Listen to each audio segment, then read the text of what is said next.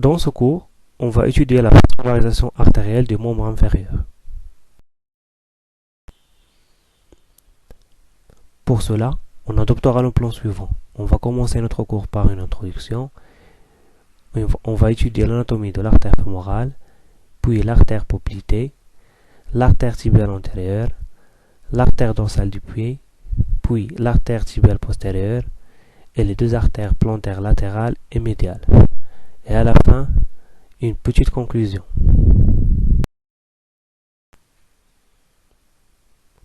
En guise de conclusion, la vascularisation artérielle du membre inférieur provient de l'aorte abdominale, qui se bifurque en artères iliaques communes droite et gauche, donnant chacune les axes vasculaires profonds et superficiels.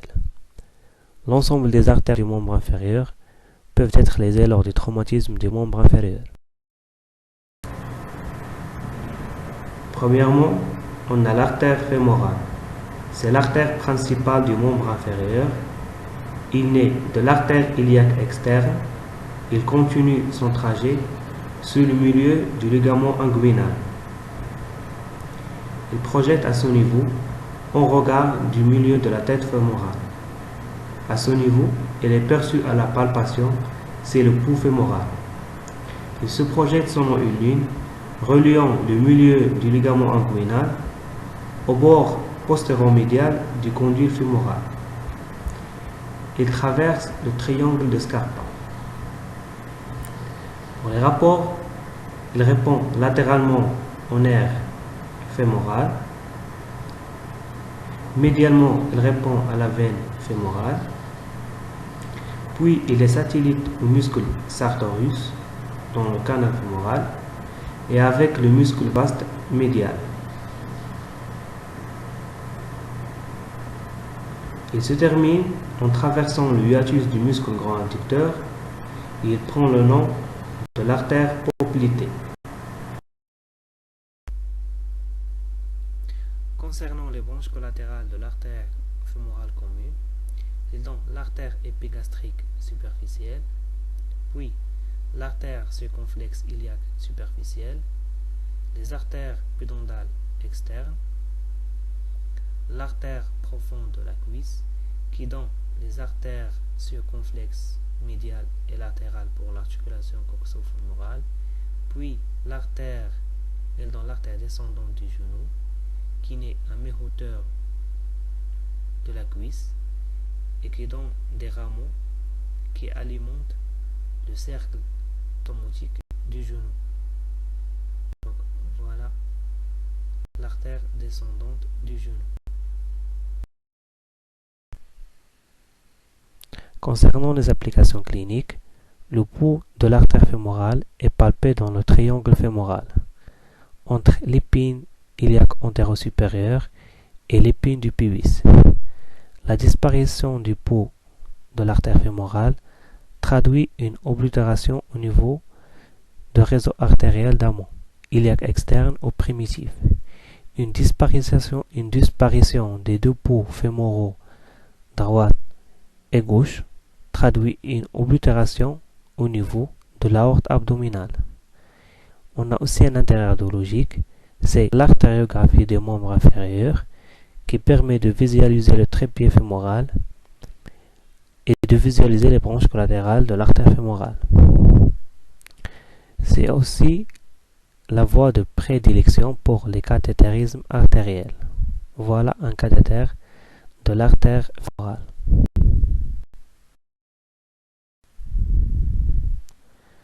Les voies d'abord de l'artère fémorale.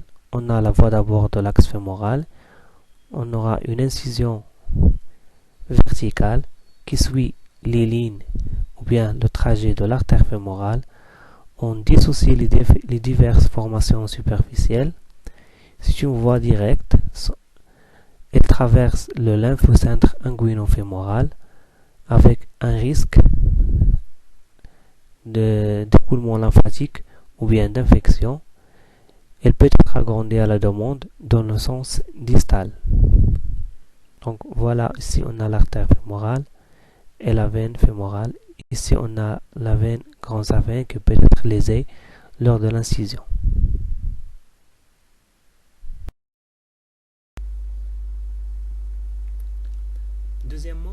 l'artère poplitée qui prolonge le trajet de l'artère fémorale et se termine en deux branches, l'artère tibiale antérieure et l'artère tibiale postérieure. Il naît de l'artère fémorale sous le hiatus du muscle grand adducteur. D'abord, elle est oblique du bord postéro-médial du condyle médial jusqu'au milieu du creux poplité. Puis, elle devient verticale dans la région poplitée. Elle est plaquée contre le fémur et contre la capsule articulaire. Elle se termine au niveau de l'arcade tendineuse du muscle solaire en deux branches, l'artère tibiale postérieure et l'artère tibiale antérieure. Concernant les branches collatérales de l'artère poplitée, premièrement, on a l'artère supérolatérale du genou, l'artère supéromédiale du genou, l'artère inférolatérale du genou, l'artère inféromédiale du genou et à la fin, l'artère moyenne du genou.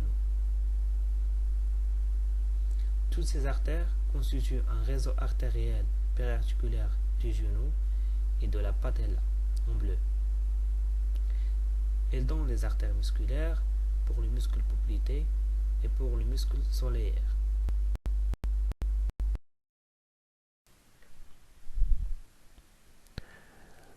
La voie d'abord de l'artère poplitée au niveau de la partie postérieure du genou. On fait une incision verticale qui suit le bord latéral du muscle semi-membraneux ou bien par voie médiale, une incision sur le bord dorso-médial du genou.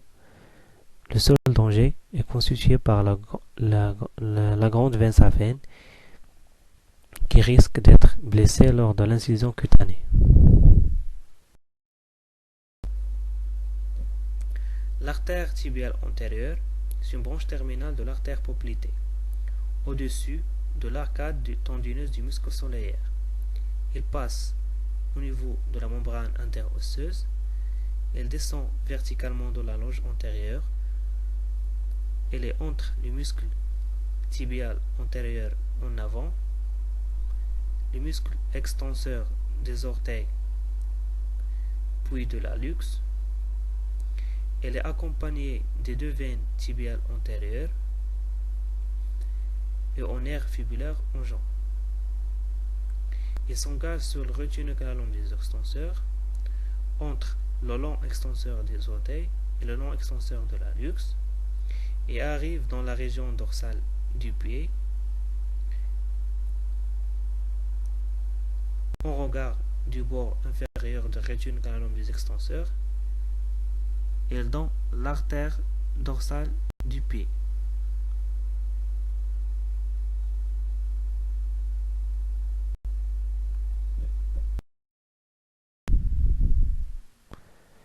Les voies d'abord de l'artère tibiale antérieure.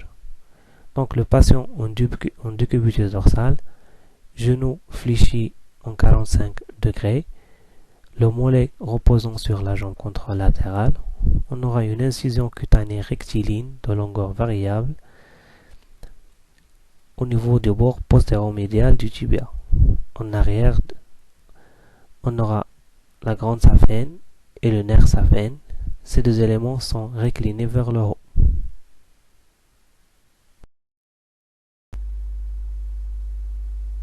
Concernant les branches collatérales de l'artère tibiale antérieure, elles donnent l'artère récurrente tibiale antérieure qui est destinée pour l'articulation tibio-fibulaire supérieure. Elles donnent aussi des branches musculaires pour les muscles tibiales antérieurs et d'autres muscles. Deuxièmement, on a le rameau circonflexe de la fibula qui contourne le col de la fibula. Il alimente aussi le réseau artériel du genou. Troisièmement, on a les artères de la loge des muscles fibulaires. Puis, on a l'artère malléolaire antéromédiale.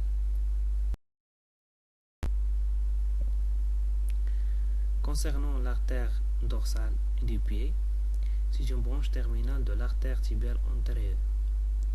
il naît de l'artère tibiale antérieure en regard du bord inférieur des rétiniculum des extenseurs. Il se projette selon une ligne reliant le milieu de la ligne intermalléolaire et le premier espace intermétatarsien. Il se termine par l'artère arquée qui forme une arcade artérielle en regard de la base des métatarsiens sous le muscle court extenseur des orteils.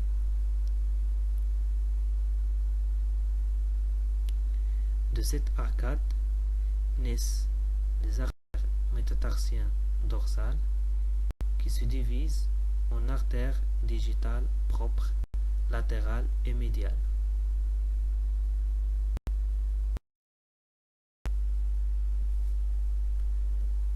Concernant les branches collatérales, l'artère est dans l'artère tarsien latéral qui naît en regard de l'os naviculaire et qui se porte en dehors pour s'anastomoser avec l'artère arquée formant l'arcade dorsale du carpe.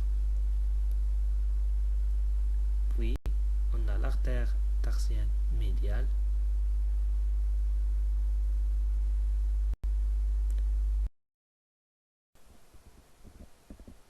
Pour l'artère tibiale postérieure, c'est la plus grosse branche de bifurcation de l'artère poplitée. C'est la branche terminale médiale de l'artère poplitée. Il a un trajet vertical selon une ligne entre le milieu du creux poplité et la malléole médiale, chemine dans la loge postérieure de la jambe et les satellites du muscle long fléchisseur des orteils. Elle est là, accompagnée des deux veines tibiales postérieures en bleu et en nerf tibial en jaune. Elle se termine au niveau du canal tarsien en deux branches terminales, l'artère plantaire latérale et l'artère plantaire médiale. Pour les branches collatérales, premièrement, on a l'artère récurrente tibiale postérieure qui alimente le réseau artériel du genou, puis l'artère fibulaire qui naît très haut de l'artère tibiale postérieure et qui suit le muscle l'enfléchisseur de l'hallux dans la loge postérieure de la jambe. Il se termine dans la région malléolaire latérale et émet entre autres de nombreuses branches cutanées qui cravatent par l'arrière la diaphyse fibulaire, ce qui permet d'utiliser la fibula et la peau de la face latérale de la jambe en chirurgie réparatrice. Il donne aussi des rameaux perforants pour la loge antérieure de la jambe. Le rameau communiquant réalisant une anastomose avec l'artère tibiale postérieure et dans des rameaux malléolaires latéraux et des rameaux calcanéens pour le calcanus.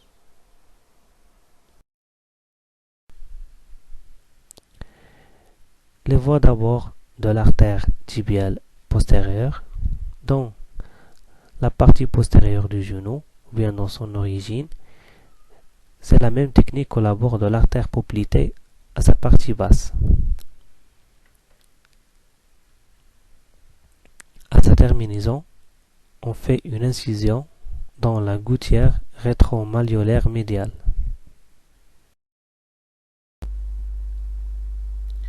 Concernant l'artère plantaire latérale, c'est une branche terminale de bifurcation de l'artère tibiale postérieure. Elle chemine dans la région plantaire du pied, entre le muscle court fléchisseur des orteils et le muscle carré plantaire. Elle est accompagnée par le nerf plantaire latéral. Il se prolonge par l'arcade plantaire. Il donne plusieurs branches collatérales. Premièrement, les quatre artères métatarsien plantaire qui se divise en artères digitales plantaires propres, médiales et latérales, et qui s'anastomose avec la partie dorsale du pied par des branches perforantes. L'artère plantaire latérale donne aussi des artères pour les muscles de la plante du pied et des rameaux calcanéens.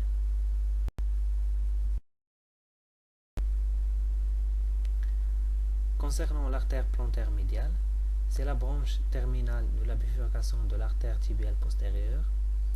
Il naît en arrière de la malléole médiale, dans la région plantaire, et se porte vers l'avant en suivant le premier métatarsien et les satellites du muscle abducteur de l'hallux et du tendon du long fléchisseur de l'hallux. Elle est accompagnée par le nerf plantaire médial et elle se termine dans la partie moyenne du pied en des rameaux superficiels et donne aussi un rameau profond qui participe à la vascularisation de l'hallux.